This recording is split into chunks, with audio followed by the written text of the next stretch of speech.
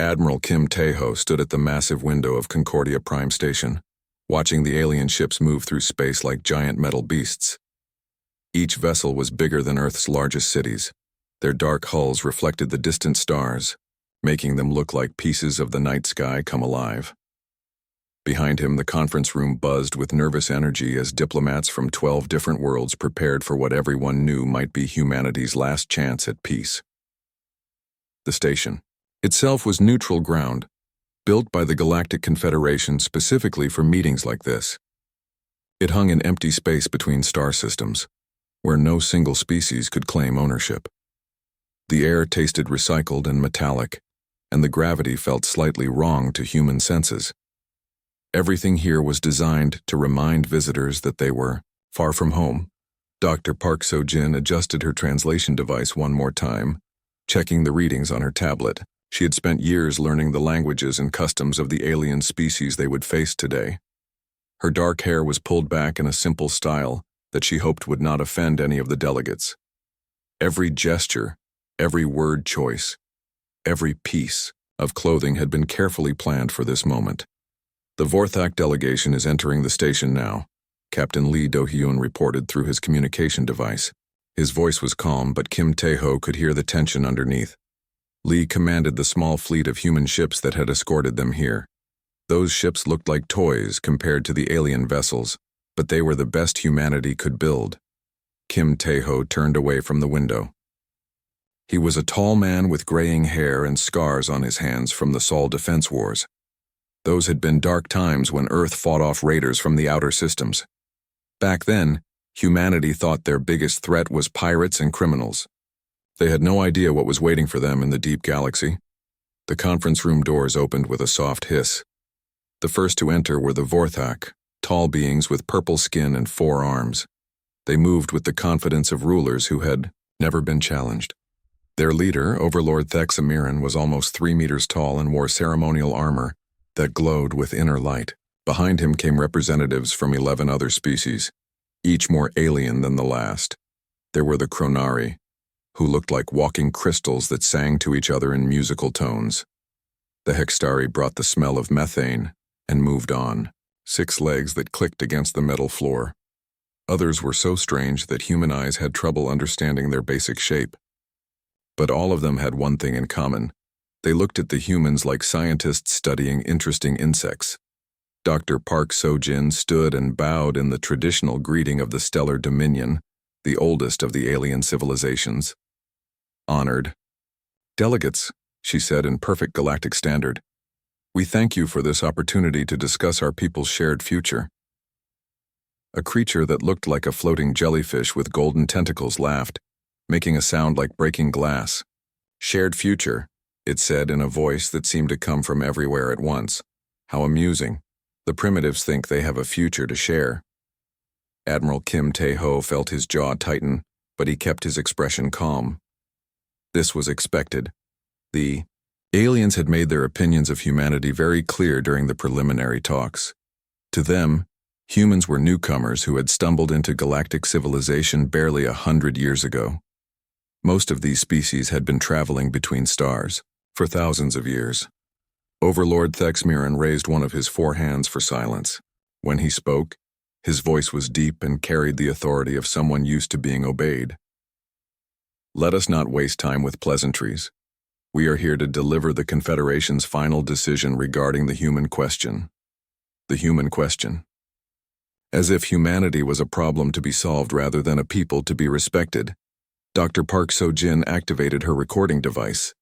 Everything that happened here would be sent back to Earth instantly through quantum communication. "The Galactic Confederation has reached a unanimous decision," Thexamiran continued. "Humanity will be granted the honor of joining our great union, but only under specific conditions that ensure galactic stability." He gestured, and a holographic display appeared above the table. It showed a 3-dimensional map of human space, with Earth at the center surrounded by the colonies and outposts that humanity had built over the past century. Red lines began drawing across the map, dividing human territory into small sections. "First," the Overlord said, "all human military vessels will be surrendered to Confederation forces for proper disposal. Your species has shown itself to be dangerously aggressive, and such weapons cannot be allowed to threaten peaceful civilizations. Dr. Park So-jin leaned forward. Overlord Thexmeran, if I may ask, what evidence supports the claim that humanity is aggressive? Our expansion has been peaceful, and we have avoided conflict whenever possible. The jellyfish-like being laughed again. Avoided conflict? You fought 3 wars in your own system before you even achieved faster-than-light travel.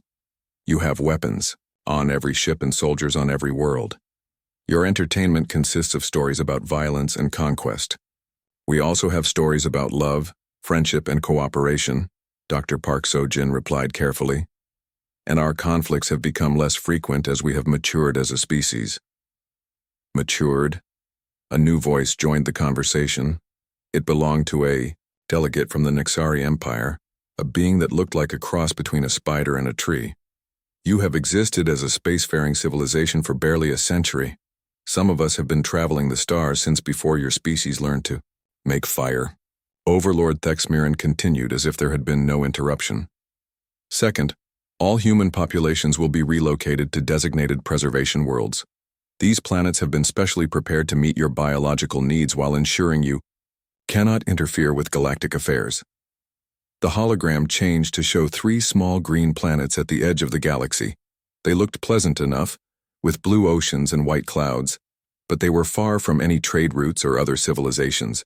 They were prisons disguised as paradises.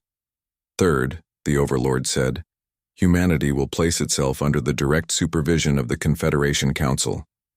All major decisions affecting your species will be made by your betters, who have the wisdom and experience to guide you properly. Admiral Kim Tae-ho had heard enough. He stood slowly, his chair making a soft scraping sound against the floor. Every alien eye in the room focused on him. And if we refuse these generous terms? The temperature in the room seemed to drop several degrees. Overlord Thexmeran's 4 eyes narrowed, and his armor's glow became brighter. Then humanity will be declared a threat to galactic peace and dealt with accordingly. Your species will be removed from existence, and your worlds will be given to more deserving civilizations. Dr. Park So-jin tried one more time. Surely there must be room for negotiation.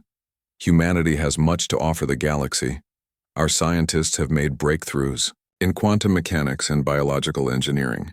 Our artists and philosophers bring new perspectives that could enrich all civilizations. What could primitives possibly teach us?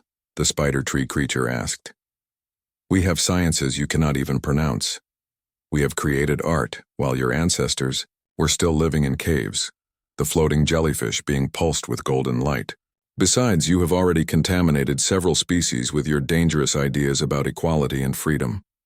The Kithara Collective, the Zarathi Commonwealth, even some of our own younger generations have begun questioning the natural order because of your influence. Admiral Kim Tae-ho felt a cold smile cross his face. So that was what this was really about. The aliens were not afraid of human weapons or expansion. They were afraid of human ideas. They were terrified that other species might start thinking they deserved the same rights and freedoms that humanity took for granted. You see, Overlord Thexmeran said, leaning forward, your greatest crime is not your aggression, but your inability to understand your place in the cosmic hierarchy. You treat all species as equals, even those that exist only to serve their betters. This attitude threatens the very foundation of galactic civilization. The room fell silent except for the soft hum of the station's life support systems. Admiral Kim Tae-ho looked at each alien delegate in turn, memorizing their faces and their positions. These beings had ruled the galaxy for millennia, and they could not imagine a universe where they were not in control. I see, he said quietly. Thank you for your honesty. It clarifies things considerably. He walked to the center of the room, stopping beneath the holographic display of human space. When he spoke again, his voice carried the authority of someone who had faced impossible odds before and survived. You have given us 3 days to consider your ultimatum, he said. Very well. We will use that time wisely. But I want you to understand something before we part ways. He looked directly at Overlord Thexmeran. his gray eyes meeting the alien's four purple ones. "You call us primitives, but you have made a primitive mistake. You have confused patience with weakness and restraint with inability. For 100 years, humanity has sought peace with you because we believed it was possible. Today, you have taught us otherwise." The Admiral turned and walked toward the door, followed by Dr. Park Seo-jin and the rest of the human delegation. The quantum message reached Earth in less than a second, traveling through dimensions that most alien species still did not understand. President Yu Min-seo received it while standing in her office overlooking the rebuilt ruins of Seoul, where monuments to the Seoul Defense Wars reminded everyone of humanity's capacity for both destruction and rebuilding. She read Admiral Kim Tae-ho's report 3 times before setting down her tablet. The aliens had made their choice, and now humanity would make theirs. She pressed a button on her desk that would summon the people who had been waiting for this moment for 30 years. Within an hour, the most secret room in the human government was filled with individuals that most of Earth's population did not even know existed. Director Choi Jae-sung looked exactly like what he was, a man who had spent decades managing projects that could not be spoken about in public. His gray suit was unremarkable, his face was forgettable, and his eyes held secrets that could reshape the galaxy. Commander Han Yuri sat across from him, her uniform bearing no rank or unit insignia. She was younger than the others, but her presence filled the room like a blade waiting to be drawn. For 15 years she had been building networks throughout alien space, placing people in positions where they could do the most good when the time came. Dr. Kang Hee-won was the only one who looked excited. She was a small woman with wild hair, and oil stains on her fingers from working on projects that pushed the boundaries of known physics. When she smiled, which was often, it was the smile of someone who enjoyed solving impossible problems. "Ladies and gentlemen," President Yu Min-seo said, "as of today we are implementing Protocol Omega. The peace we hoped for is no longer possible. What we have prepared for is now necessary." She activated the room's main display, which showed a real-time map of human space in the surrounding galaxy. To any outside observer, it would look like a typical strategic overview. Earth at the center, surrounded by a few dozen colonies and outposts scattered across nearby star systems. The human presence looked small and fragile compared to the vast territories controlled by the alien civilizations, but appearances, as humanity had learned long ago, could be deceiving. Director Choi Jae-sung stood and gestured to the display. "Operation Shadow Fleet is ready to commence. We have been building in secret for 37 years. Ever since our first contact with the Confederation made it clear that peaceful coexistence might not be possible." The display changed, and suddenly, human space looked very different. Red dots began appearing throughout the galaxy, each one representing a hidden shipyard, a secret base, or a concealed fleet. There were hundreds of them, scattered across light years of apparently empty space. "Asteroid fields that are actually manufacturing centers," Choi continued. "Gas giant atmospheres hiding entire fleets. Artificial debris fields that are really camouflaged space stations. We have been building ships faster than the aliens know we can breed, and we have been hiding them in places they do not think to look." President Yu Min-seo watched the display with satisfaction. The plan had been expensive and risky. Keeping such massive projects secret had required sacrifices from every human colony. Resources had been diverted, lives had been dedicated to work that could never be acknowledged, and entire generations had grown up knowing that they were preparing for a war that might never come. But it had worked. While the aliens watched humanity's public fleet and counted their visible ships, the real human navy had been growing in the darkness between stars. "How many ship?" the president asked, though she already knew the answer. 12,000 combat vessels of various classes, Director Choi replied. Another 8,000 support ships, all equipped with technologies the aliens have never seen, and weapons they do not know how to counter. Commander Han Yuri activated her own section of the display. New markers appeared throughout alien space, these ones in blue. They were smaller and fewer than the red dots, but they were positioned in very specific locations. "Ghost Division is in position," she said. Her voice was calm, but there was something predatory in her tone. "We have operatives on every major alien world, and in every significant fleet. Some have been in place for over a decade, living normal lives while gathering intelligence and preparing for this day."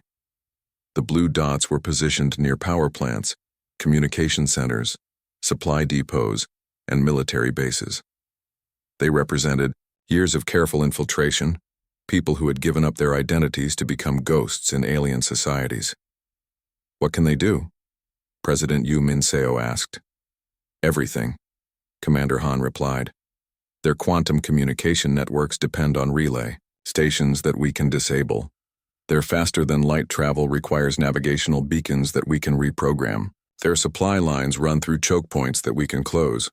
And their leadership uses facilities that we can make very unsafe." She smiled, and it was not a pleasant expression. "The aliens think they know where all the humans are. They have no idea that some of their most trusted citizens have been working for us all along." Dr. Kang Hee-won was practically bouncing in her chair with excitement. When the president nodded to her, she jumped up and began gesturing wildly at the display. "And then there are the toys," she said with obvious glee. "Oh, the wonderful toys we have been building." The display shifted again, showing technical specifications that would have made alien scientists weep with envy. Ships that could move through dimensions that most species had not discovered. Weapons that could manipulate space and time itself. Technologies that seemed to ignore the basic laws of physics. "We have been reverse engineering artifacts from the Outer Rim for 40 years, Dr. Kang continued. Ancient technologies left behind by civilizations that made the current Confederation look like children playing with sticks. The aliens never bothered to explore those regions because they assumed nothing important could exist beyond their borders." She pulled up a schematic that looked more like abstract art than engineering. "Void drives allow our ships to step outside normal space-time and reappear anywhere we choose. The aliens think faster-than-light travel is about moving very quickly through space. We have learned to simply not be in space at all until we choose to return." President Yu Min-seo felt a cold satisfaction settle in her chest. The aliens had demanded humanity's surrender because they thought humans were weak and primitive. They were about to learn that they had confused wisdom with weakness and preparation with primitiveness. "What about our allies?" she asked. Commander Han Yuri activated another layer of the display. Green dots appeared throughout the galaxy, representing species that the Confederation had dismissed as irrelevant or primitive. There were dozens of them, scattered across hundreds of star systems. "The Kithara Collective has been building a fleet in the deep ocean trenches of their homeworld," she said. "The Zorathi have been secretly developing new weapons in their asteroid mining operations. The Tanari have been training guerrilla fighters in their forest worlds. All of them have been waiting for someone to stand up to the Confederation." "How many allies?" the president asked. 47 species have committed to active support," Commander Han replied. "Another 38 have promised supplies and safe harbor. The aliens have spent so much time looking down on primitive species that they never notice those species talking to each other." Dr. Kang Hee-won was still excited about her technologies. "The best part is the stellar engineering project," she said. "We have been modifying stars throughout the galaxy for 20 years. The aliens think stellar manipulation is theoretical science. We have turned it into a practical weapon." She showed them images of devices so small they could not be detected, floating near alien suns and gas giants. Each one was connected to a network that could be activated from anywhere in the galaxy.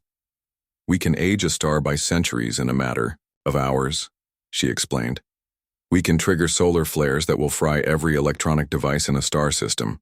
We can even cause controlled supernovas in uninhabited systems to send messages that will be visible across half the galaxy." President Yu Min-seo felt the weight of decision settling on her shoulders. What they were about to unleash would change the galaxy forever. There would be no going back to the way things were. "How long do we have?" she asked. Director Choi checked his chronometer. "The alien fleets will arrive at Earth in 72 hours if they maintain their current speed. But our intelligence suggests they will not wait that long to begin their offensive operations." "Then we do not wait either," the president decided. "Begin Phase 1 immediately. I want the aliens to understand that they are not fighting the same humanity they met 100 years ago. Commander Han Yuri was already reaching for her communication device. Ghost Division, this is Command. Execute Operation Silence. All targets are green. Across the galaxy, on dozens of worlds and hundreds of space stations, people who had lived normal lives for years suddenly became something else entirely. They moved with practiced efficiency, striking at carefully planned targets with tools they had hidden for decades. Dr. Kang Hai-wan activated her own systems.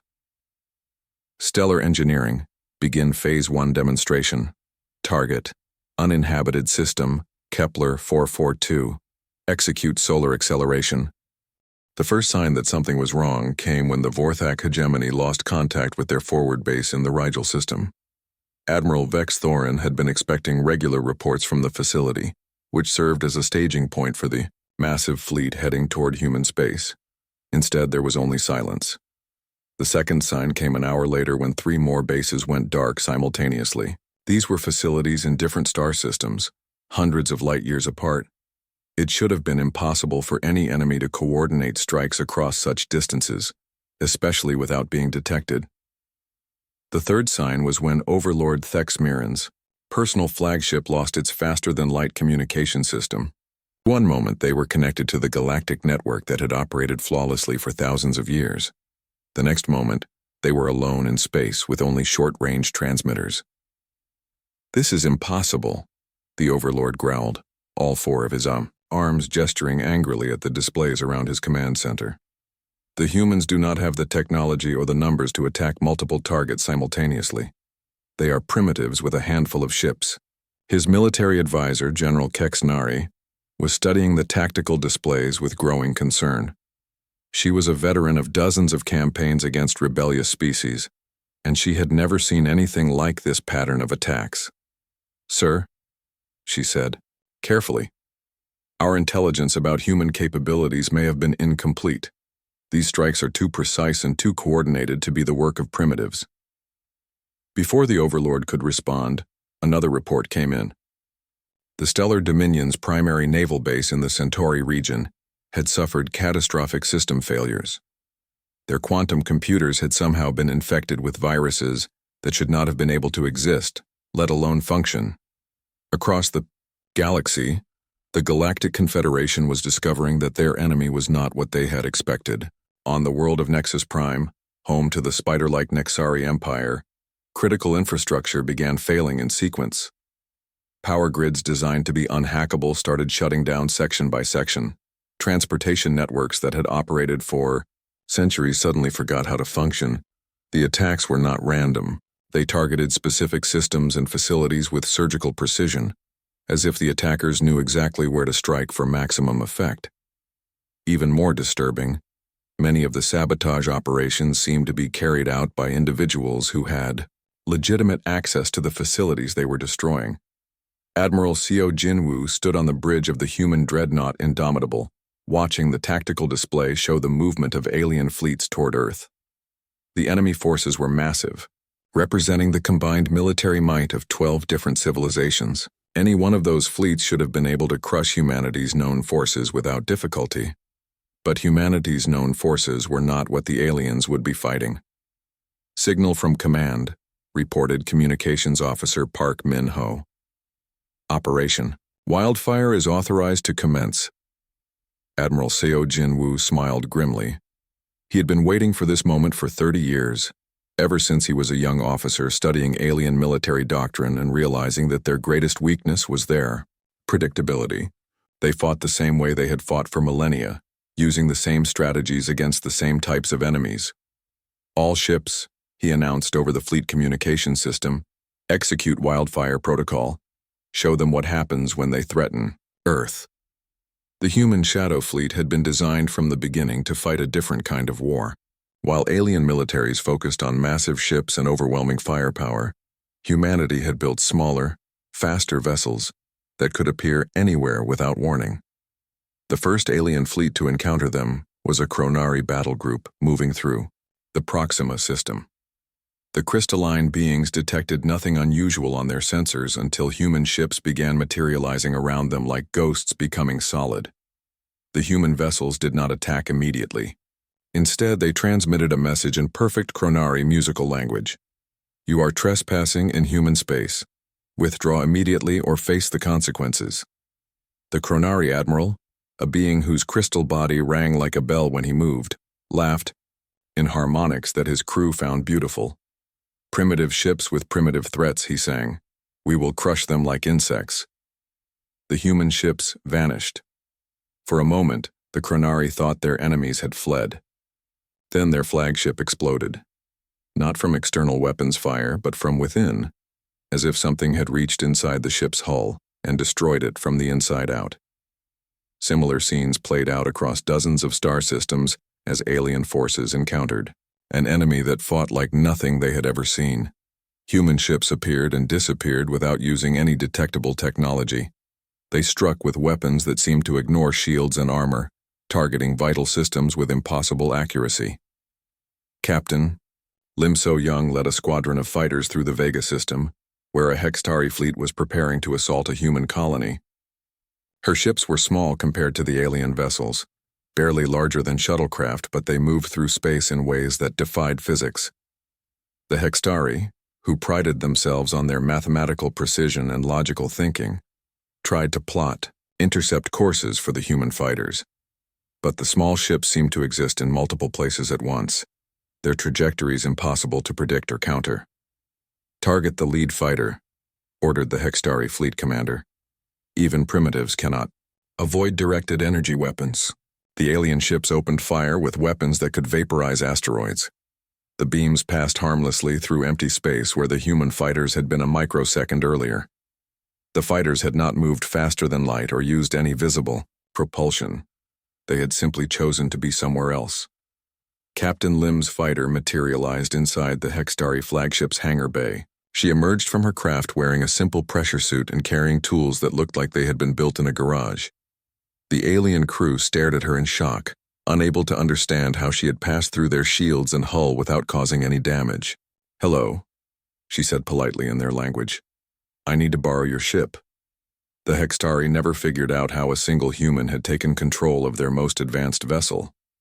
Their computers simply began obeying her commands instead of theirs, as if she had always been their captain.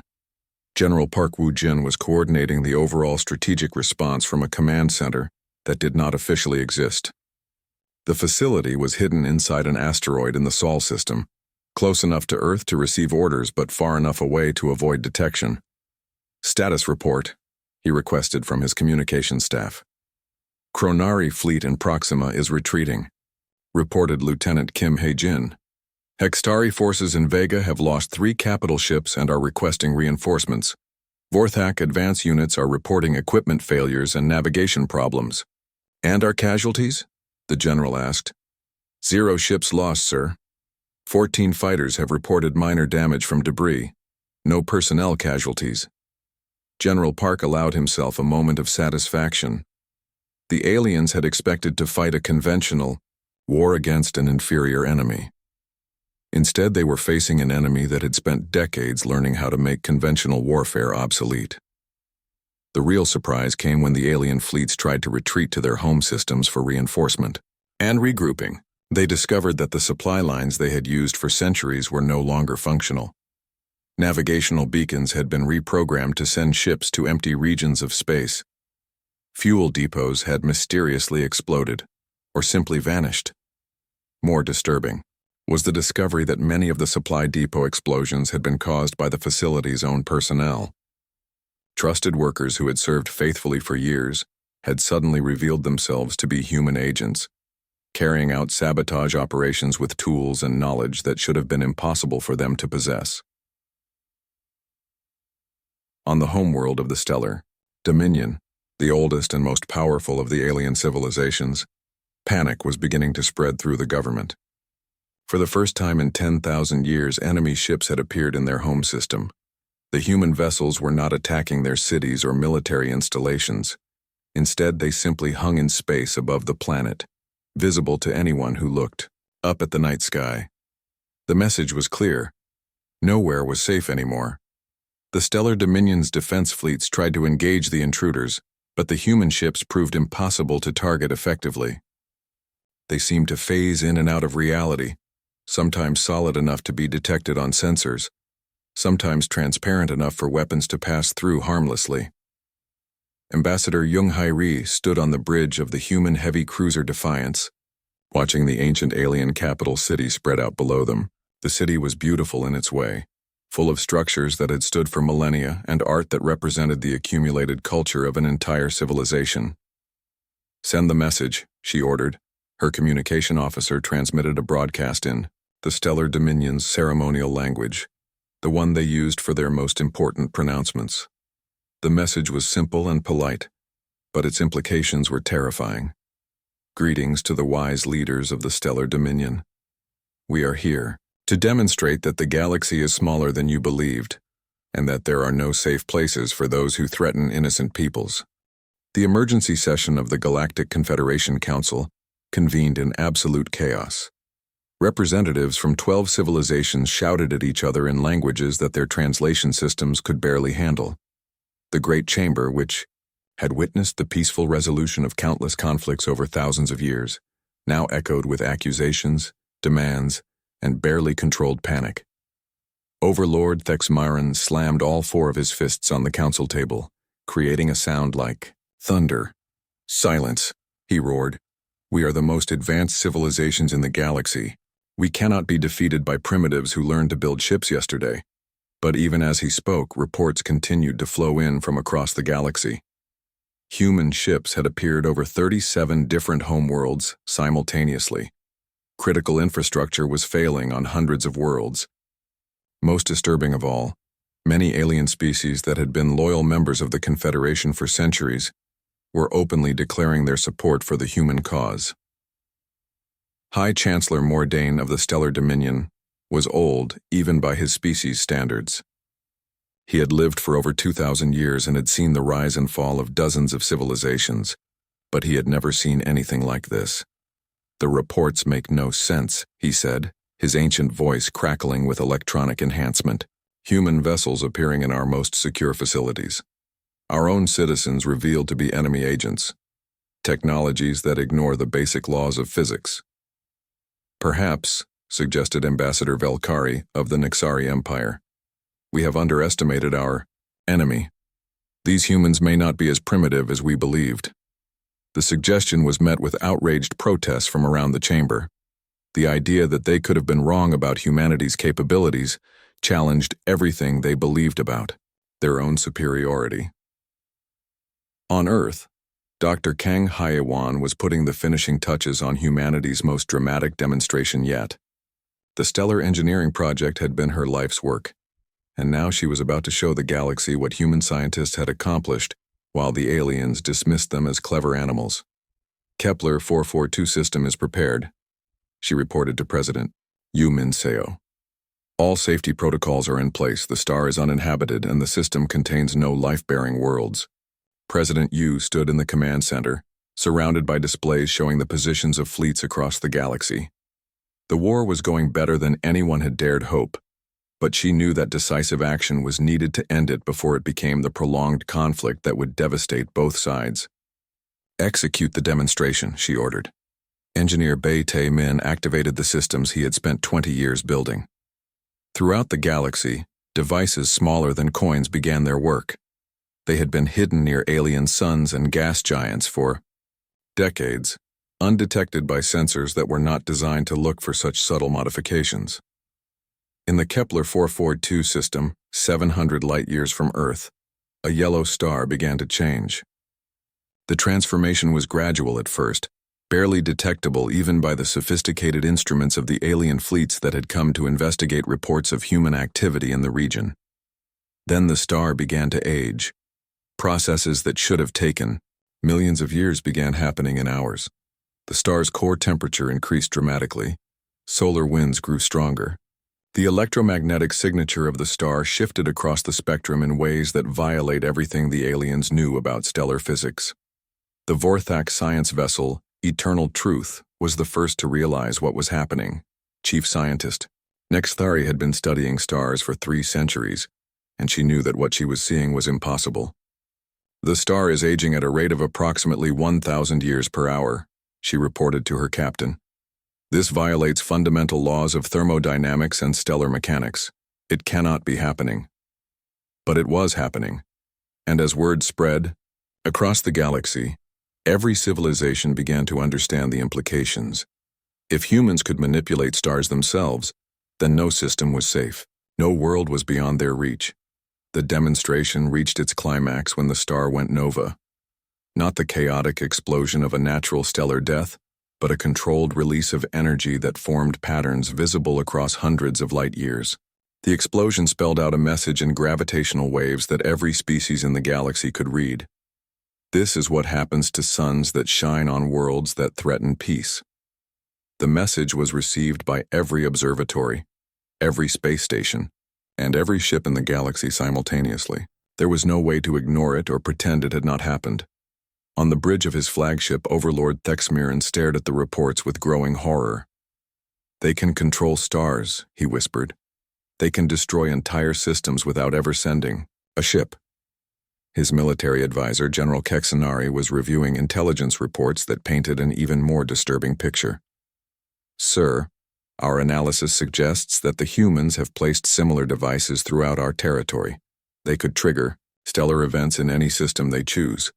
The psychological impact of the demonstration was immediate and devastating. Across the galaxy, alien crews began questioning orders.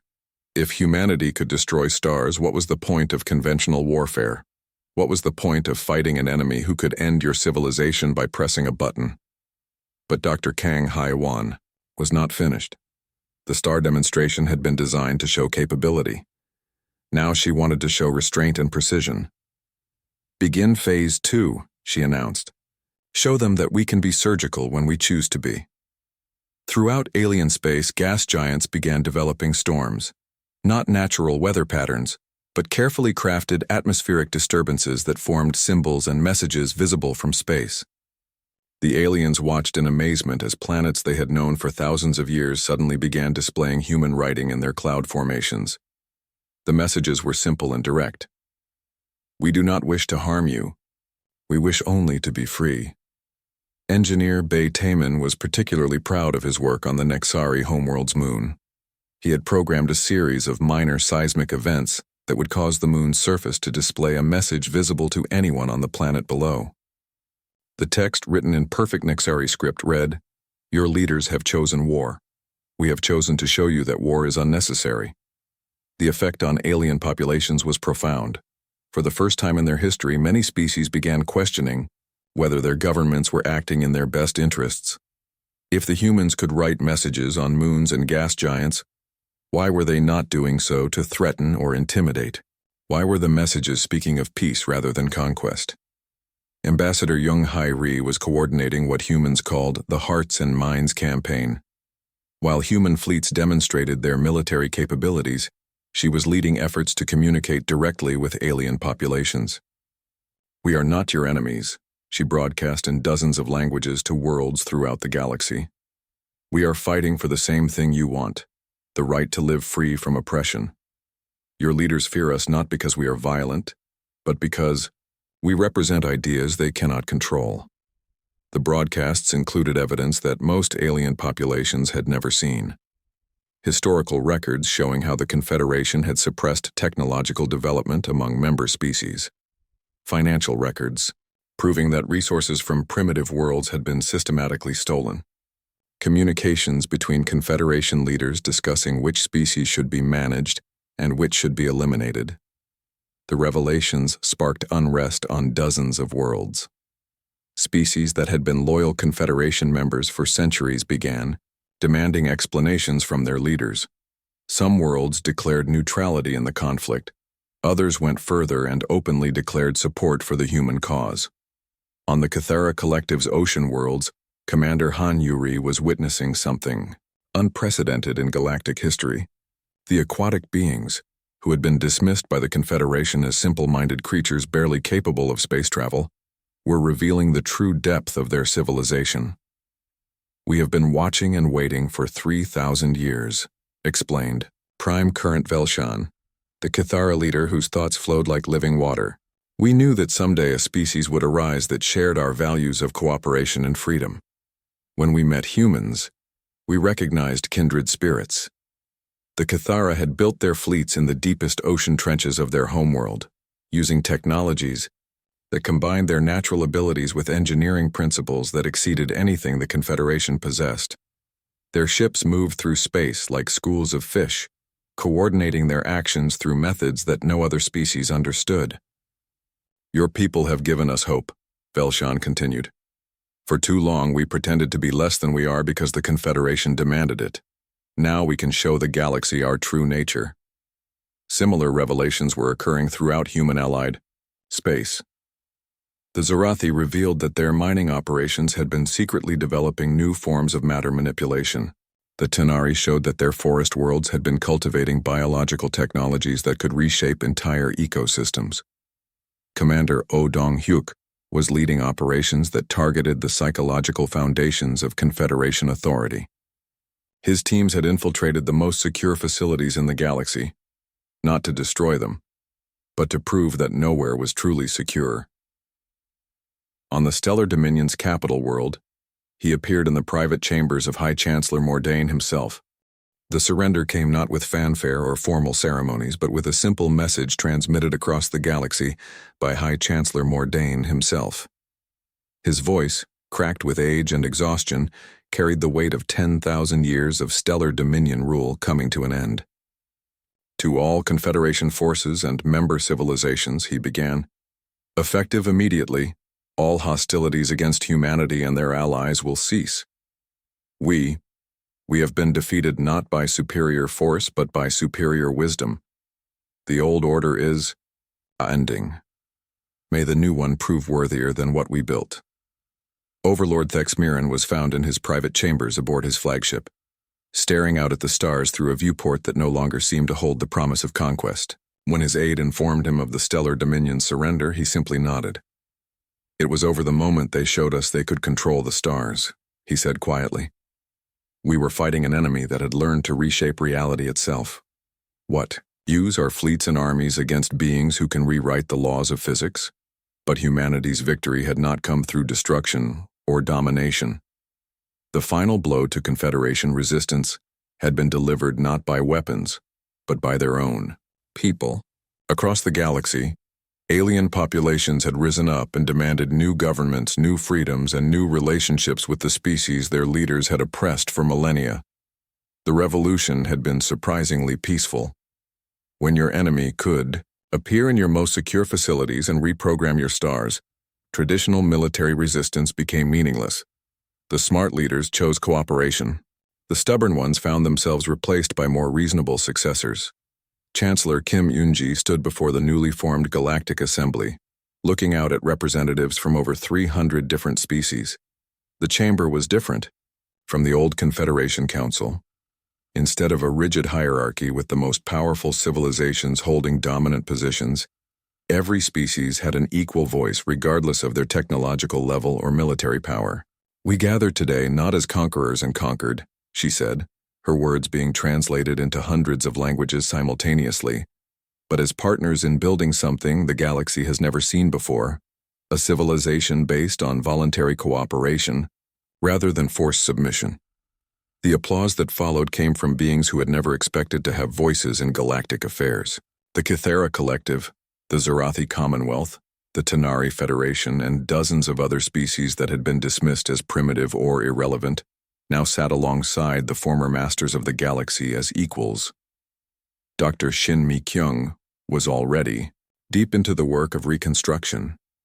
Her teams were scattered across hundreds of worlds, helping former Confederation members transition to new forms of government and new economic systems. The task was enormous, but humanity had allies now who brought their own expertise and perspectives. "The goal is not to create a human empire," she explained to a gathering of newly liberated species representatives. "The goal is to create a galaxy where every civilization can develop according to its own nature and values, free from external oppression." The Cathara had contributed their understanding of consensus-based decision-making, where entire populations could participate in governance through methods that combined their natural telepathic abilities with advanced communication technologies. The Zarathi shared techniques for resource management, that eliminated scarcity without destroying planetary ecosystems. Even former Confederation species were contributing to the new order. The Nexari's mathematical precision proved invaluable for creating fair distribution systems. The Chronari's musical language became the basis for a new form of diplomatic communication that reduced misunderstandings between species. Admiral Yun Sang-ho commanded the new Galactic Defense Force, but it bore little resemblance to the Confederation's military machine. Instead of armies designed to conquer and control, the GDF was structured to protect and preserve. Their primary mission was ensuring that no species could again threaten to enslave another. "We are not the galaxy's rulers," he told his multinational officer corps. "We are its guardians. Our job is to make sure that freedom remains possible for everyone." The Shadow Fleet had been integrated into the GDF, but its most advanced technologies remained under human control. This was not from mistrust, but from necessity. The weapons that could manipulate stars and rewrite physics were too dangerous to be used by anyone, except those who understood their full implications. But humanity shared everything else freely. Their medical technologies helped species overcome diseases that had plagued them for centuries. Their agricultural techniques allowed worlds to feed populations that had been struggling with famine. Their educational systems helped civilizations develop their own potential without losing their unique cultural identities. Commander Han Yuri had transitioned from espionage to diplomacy, leading efforts to integrate former enemy agents into the new galactic intelligence network. Many aliens who had served the Confederation faithfully for decades found new purpose in helping to protect the freedoms they had once helped to suppress. "Everyone deserves a chance to choose a better path," she explained to her mixed team of human and alien operatives. "Our job is to watch for threats to that choice, not to make the choice for others." The transformation was not without challenges. Some former Confederation leaders refused to accept the new reality and attempted to organize resistance movements. These efforts were quickly detected and neutralized, but humanity's response was measured and focused on rehabilitation rather than punishment.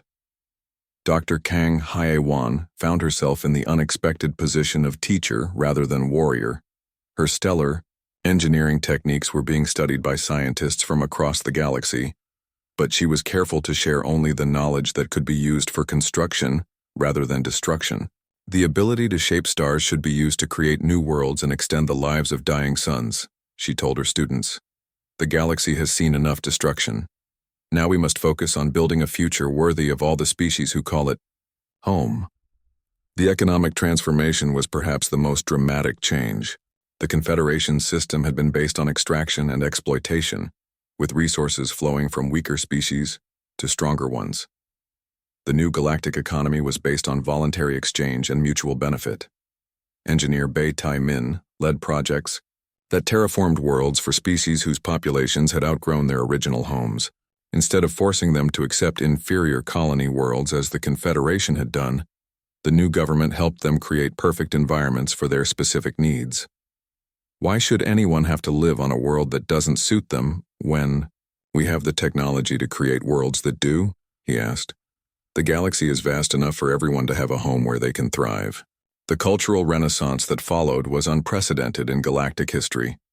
Species that had been forced to suppress their unique traditions and arts in favor of Confederation standards suddenly found themselves free to express their true natures.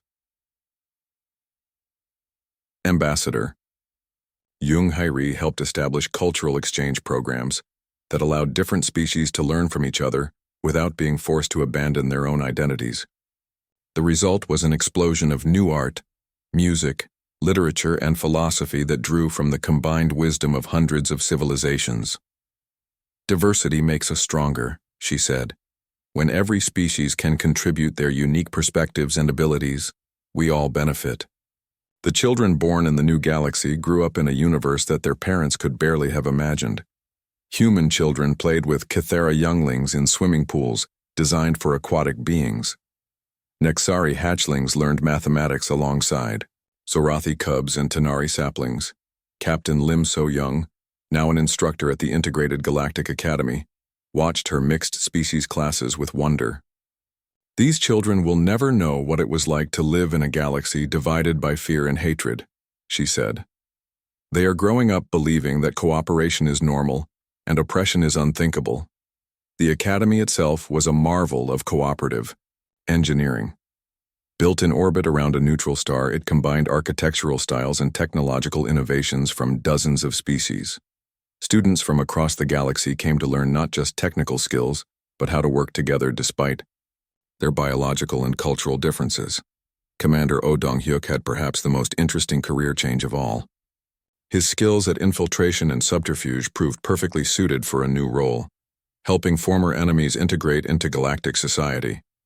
He specialized in working with species that had been taught to fear and hate humans, showing them through personal example that their prejudices were unfounded. Trust is built one relationship at a time, he explained to his team of integration specialists. We cannot force people to accept us, but we can give them reasons to want to. President Yu Min-seo, now in her second term as Earth's representative to the Galactic Assembly, reflected on how far they had all come.